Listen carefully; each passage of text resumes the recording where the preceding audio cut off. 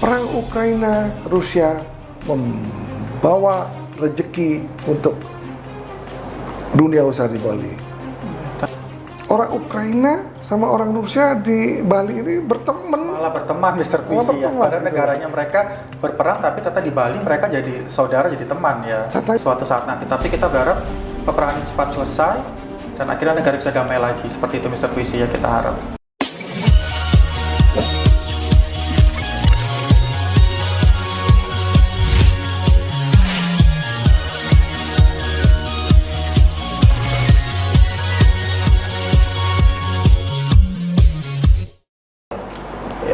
Halo, berjumpa lagi di acara Mr. Puisi.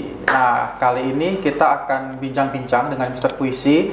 Nah, saya Rudi akan menemani podcast hari ini bersama Mr. Puisi tentunya. Mr. Puisi, gimana kabarnya nih Mr. Puisi? Kabar baik. Biasanya sebelum kita ngobrol-ngobrol, kita tepuk tangan dulu. Oh iya, betul. Oke, Mr. Puisi. Mr. Puisi, hari ini tuh kita akan bincang-bincang masalah Ukraina dan Rusia, Mr. Puisi. Yang udah setahun ya ini ya kurang lebih berjalan perang antara Rusia dan Ukraina ini Mr. Puisi. Nah, Mr. Puisi sendiri tahu nggak kira-kira apa ini yang menyebabkan tercetusnya perang Ukraina dan Rusia ini Mr. Puisi?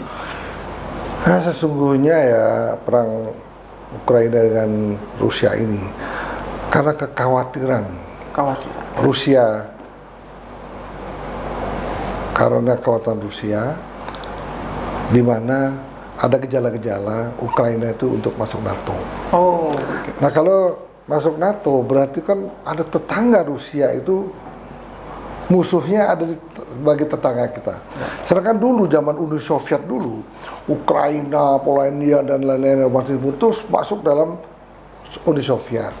Nah karena sekarang Rusia tidak lagi menguasai Eropa Timur, sehingga Ukraina ini kalau masuk ke NATO itu sangat membahayakan posisi Rusia saat ini.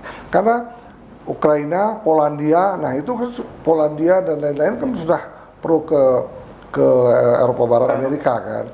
Sehingga mereka khawatir. Nah, sebelum Ukraina masih menjadi anggota NATO, langsung aja diinvasi langsung, mulailah perang mulai tanggal 24 Februari 2022. Sekarang sudah setahun perang Rusia-Ukraina. Ini dampaknya sangat buruk bagi ekonomi dunia, apalagi bagi Ukraina yang diserang, hancur lebur. Nah, juga dampaknya juga hancur lebur untuk masyarakat Rusia. Saya dengar karena saya ketemu orang Rusia langsung, kita berbincang-bincang, saya menggunakan penterjemah. Banyak sekali juga orang-orang Rusia yang takut perang. Mereka lari ke gunung-gunung, jauh kemana-mana, orang-orang yang takut perang. Dan ada juga yang sudah keluar, yang punya duit, mereka jual dulu barang-barangnya, kemudian eksodus. Nah, dan banyak lari ke pegunungan-pegunungan, jauh gitu loh. Nah, itulah dampak daripada perang Rusia sama Ukraina. Dampaknya sendiri ternyata lumayan besar juga ya Mr. Puisi ya, apalagi untuk warga Ukraina dan Rusia itu kan, seperti itu. Nah, untuk beberapa negara dan Rusia ini memang saya baca-baca juga, itu memang mereka banyak banget yang keluar dari negaranya, seperti itu kan. Mereka kalau untuk Rusia rata-rata mereka pergi karena takut untuk dijadikan tentara. Sedangkan untuk Ukraina mereka menghindari adanya perang atau bom ya, seperti itu ya Mr. Puisi. Nah, kalau untuk jumlahnya sendiri Mr. Puisi, kira-kira berapa ya warga yang keluar sebetulnya dari negara mereka? Sangat sulit ya menentukan jumlah ya. Ada yang mengatakan 6,8 juta, eksodus ke seluruh dunia, juga Ukraina sudah eksodus 8 juta. Nah itu kan sangat dampaknya sangat luar biasa. Apalagi setiap hari sekarang ke Kazakhstan, sekarang terdekat ya, terdekat Kazakhstan itu ditampung oleh negara Kazakhstan itu ditampung dengan kemanusiaan. Betul. Bayangkan saja bagaimana ketakutan orang Rusia untuk dijadikan tentara, bagaimana ketakutan orang Ukraina akan kena bom. Nah inilah terjadi eksodus kedua-duanya. Eksodus ke luar negeri. Nah untuk itu saat ini dilakukan suatu peraturan yang sangat ketat. Kalau ketahuan ke luar negeri bisa dihukum 10 tahun. Nah, mereka orang makin takut untuk keluar negerinya. Nah, Kemudian juga banyak saya melihat di berita-berita juga ada wartawan Indonesia juga untuk mengetahui keadaan sebenarnya gimana sih hancurnya Ukraina. Itu untuk masuk Indonesia itu tidak mudah, sangat sulit. Akhirnya mereka tembus masuk Indonesia dengan 8 checkpoint. Waduh, Bayangkan ketat saja, sekali, Mr. ketat Visi. sekali. Sehingga perang ini sangat membuat trauma yang sangat luar biasa untuk anak-anak sekolah. Di Ukraina, mereka tuh trauma karena takut suara bom, takut rumahnya hancur, sangat trauma. Udah di Ukraina anak-anak kecil tuh, mereka katanya wartawan yang sudah sampai di sana ya, ngelihat dengar suara mobil itu udah ketakutan. Ya, trauma ya, itu, Trauma. Mr. Visi ya. Nah, tapi kalau orang di Rusia, dia kan tidak ada serangan bom ataupun peluru kendali ke Rusia. Yang ditakutkan mereka wajib menjadi angkatan perang untuk segera ikut perang, dilatih dan ikut perang menyerbu Ukraina. Ini kedua-dua warga ini mengalami ketakutan. Di Ukraina takut akan adanya serangan bom ataupun nuklir. Kemudian kalau di Rusia takut warganya diwajibkan untuk berperang menjadi tentara. Nah inilah menyebabkan kedua negara, masyarakatnya, penduduknya banyak eksodus ke luar negeri. Luar negeri untuk mereka mengamankan diri mereka masing-masing, Mr. Visi ya. Karena saya juga sempat baca itu ada di beberapa media itu sampai di beberapa negara itu mereka meningkat nih untuk permintaan menjadi warga negara lain, orang Rusia dan Ukraina itu sendiri, seperti itu Mr. Visi. Nah untuk Indonesia sendiri kira-kira ada dampaknya nggak ya Mr. Visi? Pemerintah sudah mempelajari secara terang benderang dampaknya. Sampai sekarang Pak Jokowi mengeluarkan visa khusus. Bisa 2 tahun, bisa 10 tahun. Tapi mereka harus menaruh uang jaminan. Nah tujuannya apa? Kita di samping membantu masyarakat yang eksodus itu, mereka juga membawa uang ke sini. Nah kalau mereka bawa uang ke sini, visanya cuma berlaku 1 bulan, terus bagaimana mereka untuk membuat mengelola uangnya itu, membuat suatu usaha di sini. Nah inilah dampak-dampak ini yang bisa menguntungkan untuk kita, sehingga dampaknya untuk Indonesia khususnya untuk Pulau Bali sangat luar biasa. Ya, perang Ukraina Rusia membawa rezeki untuk dunia usaha di Bali. Tentu. Mereka bawa cuan ke Bali. Biarkan perang, cuan datang ke Bali. Nah, itu istilahnya. Karena kalau sekarang saya lihat nih Mr. Visi, kalau daerah Ubud, di daerah Jimbaran, Canggu itu saya lihat tuh semuanya sekarang orang Rusia semua yang datang ke sini itu seperti itu. Jadi kadang saya kayak wah ini kok turis-turisnya Rusia semua sekarang yang sekarang hampir mendominasi untuk di Bali sendiri ya, dan kayaknya rata-rata mereka tuh pada cari tempat tinggal yang long term ya Mr. Visi untuk di Bali sendiri seperti itu. Nah kalau untuk seperti kejadian seperti itu berarti kita diuntungkan untuk tempat tinggal, wisata dan lain-lain. Tapi apakah mereka ini akan mengelola uang di Indonesia ini apa? Apakah mereka usaha atau seperti apa Mr. Visi? Saya sampai menelusuri hal warga Rusia, Ukraina yang ada di Bali. Saya mengadakan penelusuran sampai saya menjadi guide, mencari guide khusus untuk Rusia. Saya kemana-mana sekarang bawa guide. Saya datangi komunitas-komunitas orang Rusia di Ubud ya. Kemudian saya undang mereka, kita ajak bicara. Ternyata mereka tuh luar biasa sulitnya. Karena apa? Bank mereka diblokir. Oh iya betul. Kemudian apalagi kartu mereka sudah nggak bisa dipakai. Nah, dia hanya membawa uang yang seadanya. Untungnya, saya tanya, loh, terus gimana kamu hidup di Bali? Nanti kamu bisa diusir di sini, mau makan apa? Dia bilang untung, dia bilang pada saat perang dia menyimpan uangnya di koin, di koin. Saya lihat di sana banyak yang menyimpan di Ethereum. Untung mereka di Ethereum, kalau di Bitcoin langsung habis uangnya. Nah, mereka itu begitu sulitnya. Ada juga yang mereka anaknya yang di Eropa, mereka tidak bisa kirimkan uang lagi ke Eropa. Dia hidup di Bali juga sulit. Nah, kemungkinan yang untuk orang-orang Ukraina sama Rusia yang eksodus, kemungkinan paling banyak ada di Pulau Bali. Kenapa demikian? Karena saya lihat, saya survei di Canggu, di Kuta, Jimbaran, kemudian sampai ke Ubud. hampir mayoritas di pinggir-pinggir jalan itu kebanyakan orang Eropa Timur, Rusia, Ukraina. Nah, itu menyebabkan itu sangat berbahaya apabila mereka tidak diarahkan, tidak diberikan visa yang permanen, kemudian tidak dibantu mereka untuk usaha, sehingga suatu saat kalau dia kehabisan uang bagaimana? Iya, betul Mr. Puisi. Nah, ada teman saya yang saya kenal orang Rusia tuh, mereka tuh tinggal di Ubud, mereka, dan lucunya apa? Mereka kan guru. Nah, mereka tetap mengajarkan orang Rusia anak-anak secara online. Tetapi saya bilang bagaimana Anda menerima uangnya? Nggak bisa. Jadi yang dia ngajar, uang dia ditransfer ke rekening dia lama. Rekening lama dia diblok tapi kan tidak ditutup. Diblok tapi kan tidak bisa diambil. Cuman itu resikonya. Nah, itulah upaya-upaya dia kerja itu tetap dia lakukan, tetapi tidak bisa mengambil uangnya. Mereka sekarang dengan caranya mereka mencairkan koin yang dia punya gitu loh. Jadi agak sulit, kasihan juga kalau misalnya setahun 2 tahun bisa-bisa mereka mati kelaparan. Dan banyak juga orang-orang Rusia yang backpacker yang datang ke Indonesia, banyak juga menjadikan masyarakat takut dengan mereka. Mereka nggak punya duit, mereka nyolong dan lain-lain. Nah, kalau yang perempuan mungkin jadi hal-hal yang sangat negatif. Nah, itulah menyebabkan kita juga harus waspada, pemerintah harus waspada dan care terhadap masalah-masalah eksodus ini, sehingga kita sebagai pengusaha pariwisata itu bisa memanfaatkan bagaimana caranya orang-orang Rusia ini yang bawa duit dijadikan objek untuk kita.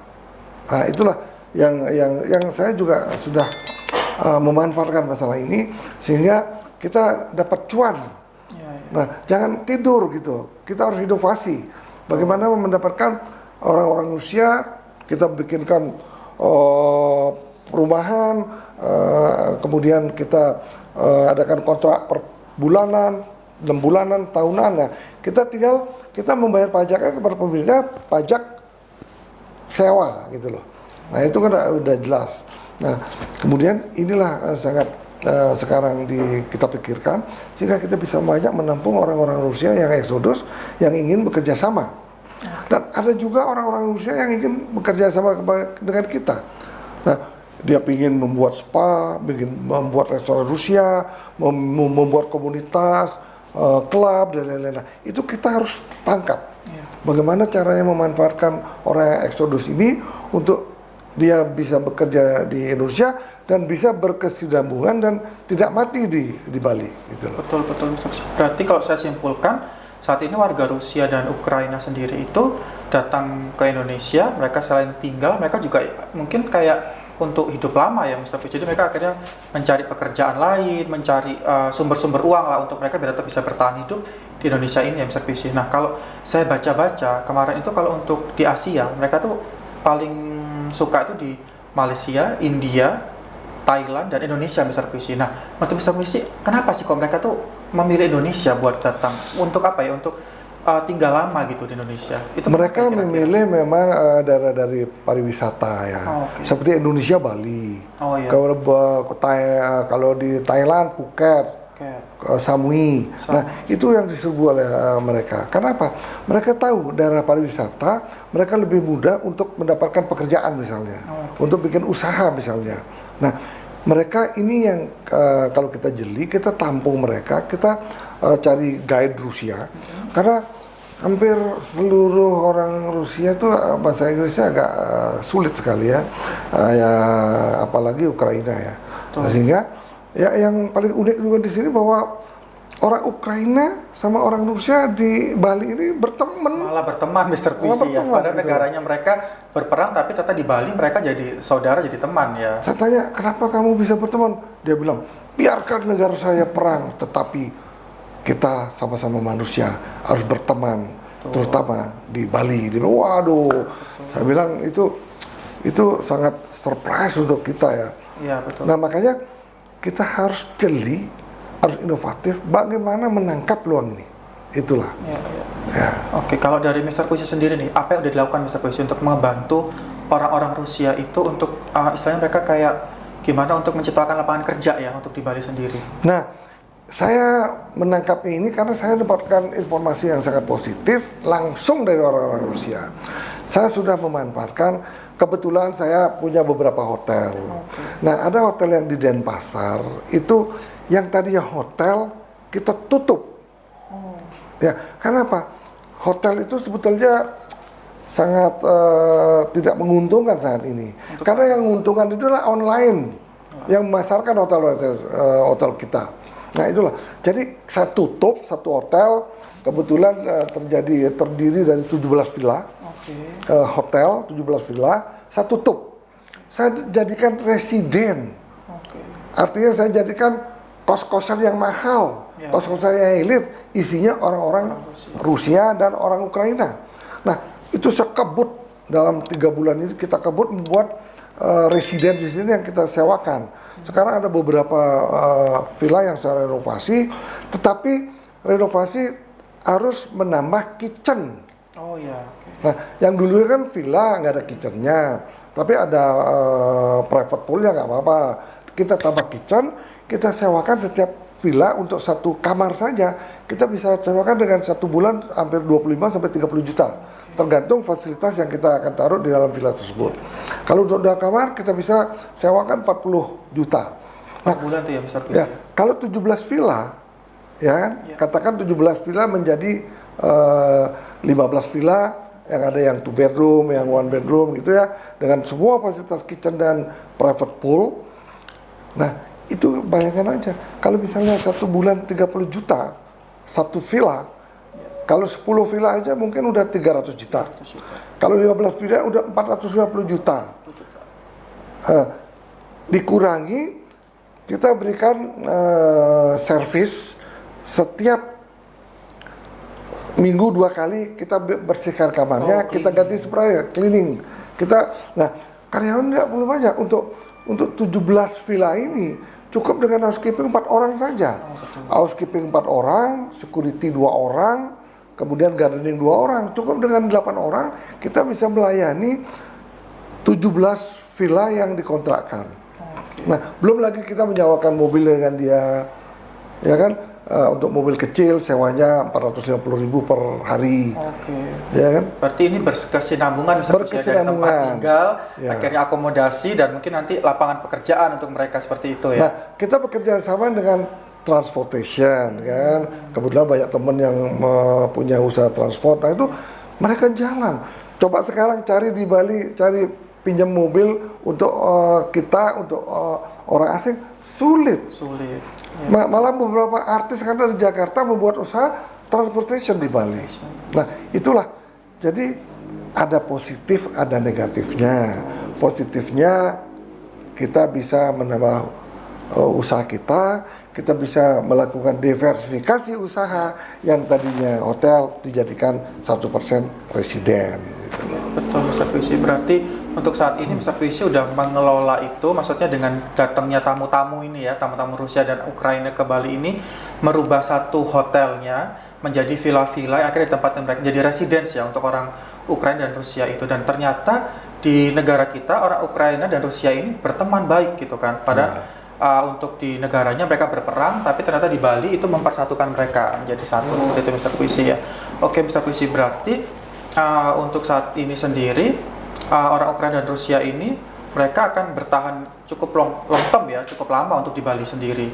Nah, kita sih berdoa sih, kita memang mendapatkan cuan ya untuk itu, tapi kita juga berdoa semoga kejadian ini juga tidak berlangsung lama ya, perang ini sendiri, dan cepat selesai. Karena kalau kita lihat di PBB pun catatan orang meninggalnya, manusia yang meninggal pun lumayan banyak Mr. Puisi, tentara-tentaranya itu untuk Rusia seperti itu yang dikirim untuk berperang ke Ukraina sendiri ya Mr. Puisi ya. Seperti itu. Jadi kalau untuk Mr. Puisi sendiri sekarang harapannya apa nih Mr. Puisi? Harapannya ya, walaupun kita bisnis dengan orang Rusia juga masih berharap perdamaian cepat terjadi. Nah, bukan harapan kita aja. Sebetulnya saya lihat berita-berita bahwa harapan juga masyarakat, terutama pelajar yang ada di Ukraina, dia minta perlu perdamaian. Ya kan? Itu yang paling diharapkan. Karena apa? Mereka tuh Ukraina ini kan adalah negara agraris ya. Mereka kehidupannya dulu bercocok tanam gandum, ekspor gandum dan kacang-kacangan. Kemudian ada juga mereka produksi bunga matahari, minyak bunga matahari. Nah, ini bayangkan aja ada hampir 10.000 gudang sudah hancur. Pertaniannya juga hancur dan banyak ranjau katanya. Coba. Nah, itu saya lihat dalam berita mengenai masalah negara Ukraina. Nah, mereka tuh ingin bagaimana cepat damai. Nah, tetapi setelah saya wawancarain orang-orang Ukraina di Bali, kapan selesai ini? Waduh, ini masih lama. Saya juga tanya orang-orang Rusia, wah biasanya lama. Karena begini, apalagi kemarin ada, saya lihat di televisi ya, duta besar Rusia diwawancarain di TV bahwa segeralah menyerah, segera berdamai. Karena apa? Sepanjang sejarahnya menurut dia dalam perang dunia yang lalu, Rusia tidak pernah kalah perang. Coba. Nah, dia udah punya filosofi seperti itu kan sulit. Iya, betul. Nah, sedangkan dari negara-negara Eropa yang mengeroyok orang negara Rusia ini juga pengen menang kan begitu lah. Nah, semuanya pengen menang, ini sangat berbahaya. Ini bisa berkepanjangan perang ini. Betul. Nah, itulah menyebabkan kita harus khawatir juga kalau ini sudah menjadi perang nuklir. Wah, kita pun akan kena dampak yang luar biasa. Betul, betul. Karena kalau saya dengar berita juga Rusia udah mulai mau ini ya, Mr. Puisi ya, untuk apa? Mempersiapkan nuklir juga kalau saya lihat-lihat berita itu. Tapi kita berharap itu tidak terjadi, karena kan bagaimanapun kita berharap dunia ini tetap damai, aman, seperti itu. Ya kalau dia kepepet diserang terus, ya mereka akan melakukan hal itu. Kalau kita misalnya dia diserang, dia kepepet itu bisa saja. Nah, itu semoga tidak terjadi hal yang sangat menakutkan. Ya, kita doakan semoga kejadian Rusia dan Ukraina ini cepat selesai, akhirnya kembali damai lagi. Karena kalau menurut saya juga ini berpengaruh ya, Mr. Puisi, seperti untuk minyak dunia, kemudian beberapa komoditas tadi makanan yang Mr. Puisi ceritakan itu ya, seperti mereka kan ada petani gandum dan lain-lain, bunga matahari seperti itu kan otomatis mempengaruhi dunia untuk komoditas makanan, kemudian minyak bumi juga seperti itu ya, Mr. Puisi ya. Iya, saya yakin juga Rusia kekuatan ekonominya sangat kuat gara-gara perang ini. Karena harga minyak dan gas pun melambung tinggi. Mereka jual ke Middle East dan mana-mana, mereka stop ke Eropa, mereka jual ke tempat lain. Nah, sehingga mereka sangat kuat ekonominya karena mereka ekspor migas ini melonjak. Nah, itu yang menyebabkan mereka yakin bahwa mereka tuh ekonominya sangat kuat, walaupun mereka dikenakan sanksi oleh Eropa dan Amerika. Tapi mereka sangat kuat. Ternyata justru orang Eropa pun sekarang kedinginan karena tidak ada supply gas dan minyak bumi dari Rusia. Nah, tetapi di lain pihak Amerika juga boom. Karena mereka mempunyai cadangan minyak yang sangat besar. Nah, mereka juga ekspor keluar. Mereka juga boom sekali di Amerika. Sehingga yang diuntungkan sekarang adalah Rusia dan Amerika. Dan daerah-daerah lain yang sangat dirugikan gitu. Betul. Jadi untuk saat ini kejadian ini tuh menguntungkan Amerika dan Rusia karena harga minyak sekarang melambung ya, Mr. Puisi ya. Cuman untuk negara-negara lainnya itu sangat merugikan karena ya yang mendominasi hanya Amerika dan Rusia sendiri, Mr. Puisi. Ya, seperti itu. Ya, oke, Mr. Puisi, berarti mungkin pembahasan kita untuk Rusia dan Ukraina mungkin udah cukup banyak kita ketahui dari sebab akibatnya tadi kenapa. Kemudian ini rata-rata orang Rusia Ukraina ini kemana nih? Karena mereka kan tidak mungkin ya bertahan di negaranya saat berperang seperti itu. Jadi dapat saya simpulkan sekarang orang Rusia dan Ukraina ini mereka pergi eksodus ke negara-negara lain, malah mereka sekarang tinggal menetap dan menciptakan lapangan baru, istilahnya kayak untuk bertahan hidup, dan kita nggak tahu apakah mereka ini akan kembali lagi ke negaranya suatu saat nanti. Tapi kita berharap peperangan ini cepat selesai dan akhirnya negara bisa damai lagi, seperti itu Mr. Puisi ya, kita harap. Oke ya teman-teman, terima kasih buat hari ini podcastnya bersama Mr. Puisi. Jangan lupa kita nantikan podcast-podcast lainnya. Nanti jangan lupa kita akan bahas lagi judul-judul yang lebih bagus lagi, dan jangan lupa untuk tetap join dengan live Mr. Puisi. Jangan lupa like, comment, and subscribe. Oke, thank you. Tepuk tangan.